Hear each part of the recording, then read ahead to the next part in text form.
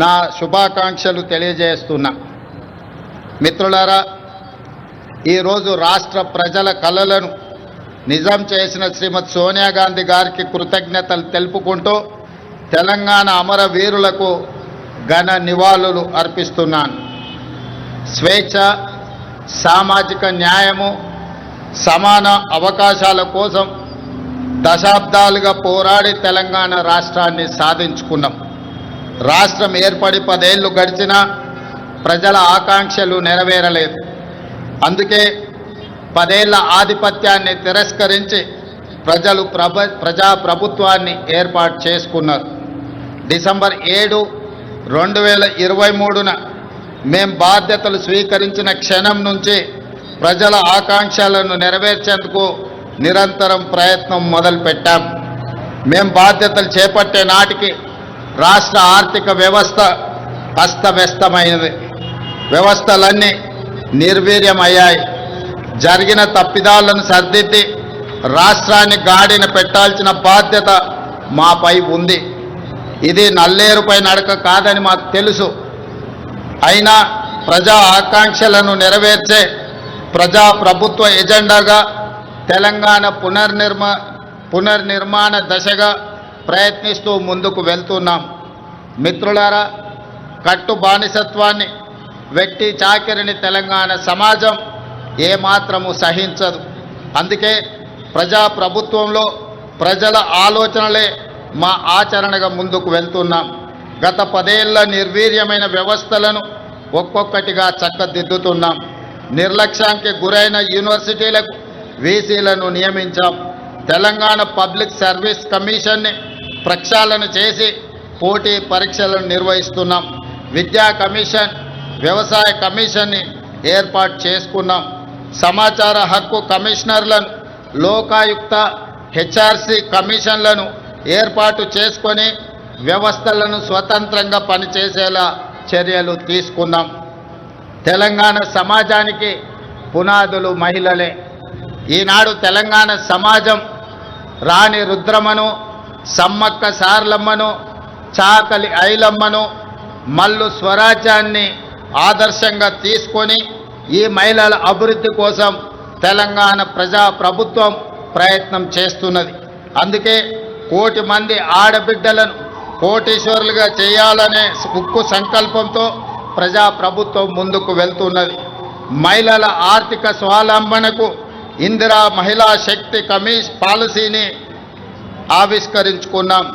మహిళలను పారిశ్రామికవేత్తలుగా తీర్చిదిద్దే లక్ష్యంతో తొలి ఏడాదిలోనే 21,000 కోట్ల సున్నా వడ్డీ రుణాలను మహిళలకు పంపిణీ చేశాం. పాఠశాలల్లో మౌలిక వసతులను కల్పించేందుకు పనులను అమ్మ ఆదర్శ కమిటీలకు అప్పచెప్పాం. దేశంలో అదానీ అంబానీలతో పోటీ పడేలా మహిళా స్వయం సహాయక సంఘాలతో సోలార్ విద్యుత్ ఉత్పత్తి ప్లాంట్లను ఏర్పాటు చేయించాం.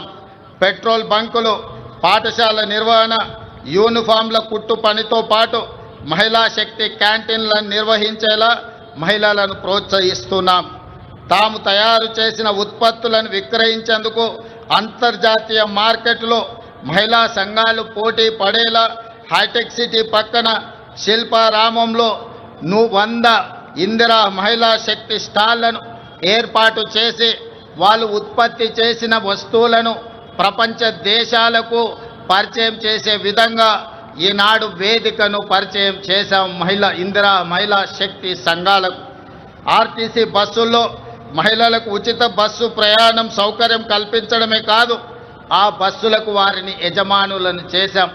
ఈనాడు ఆర్టీసీ ప్రైవేటులో ఏదైతే వ్యాపార సంస్థల నుంచి ఒప్పందాలు చేసుకొని బస్సుల నిర్వహణని ఏర్పాటు చేస్తున్నారో ఆ బస్సులను మహిళా సంఘాలతో కొనుగోలు చేయించి ఇప్పటికే 150 బస్సులను ఇవ్వడం జరిగింది. తొందరలోనే 450 బస్సులను మహిళలకు అందించడం ద్వారా ఆర్టీసీలో మహిళలు ఉచితంగా బస్సు ప్రయాణం చేయడమే కాదు, ఆర్టీసీ సంస్థకు 600 బస్సులను ఈరోజు ఎంగేజ్ చేసి వాళ్ళు ఆర్థికంగా ఎదగడానికి రాష్ట్ర ప్రభుత్వం మహిళా సంఘాలకు చేయూతనందిస్తూ ముందుకు వెళ్ళడం జరుగుతుంది. అదేవిధంగా మహాలక్ష్మి పథకం ద్వారా 500 రూపాయలకే గ్యాస్ సిలిండర్ ఇవ్వడమే కాదు, 200 యూనిట్లు ఉచిత విద్యుత్తు ఈనాడు ఆడబిడ్డలకే మనం ఇవ్వడం జరుగుతుంది. అదేవిధంగా ఈరోజు తెలంగాణ రాష్ట్రంలో ఇందిరమ్మ ఇండ్లు కేటాయిస్తున్నాం. ఈ ఇందిరమ్మ ఇండ్లు కూడా ఇంటి ఆడబిడ్డ అయిన మహాలక్ష్మి ఆడబిడ్డలకే ఈరోజు ఇందిరమ్మ ఇండ్లు కేటాయించడం జరుగుతుంది. అదేవిధంగా రాష్ట్రంలో స్వయం సహాయక సంఘాల మహిళా సభ్యులకు క్యూఆర్ కోడ్తో కూడిన ప్రత్యేక కార్డులు అందజేయాలని నిర్ణయించాం. వారికి ప్రతి సంవత్సరం ఉచిత వైద్య పరీక్షలు నిర్వహించి హెల్త్ ప్రొఫైల్ వివరాలతో పాటు పూర్తి వివరాలను ఆ కార్డులో పొందుపరుస్తాం. రాష్ట్రంలో మహిళా లక్ష్మిగా మారి సగర్వంగా నిలబడాలనేది మా ప్రజా ప్రభుత్వం యొక్క లక్ష్యం.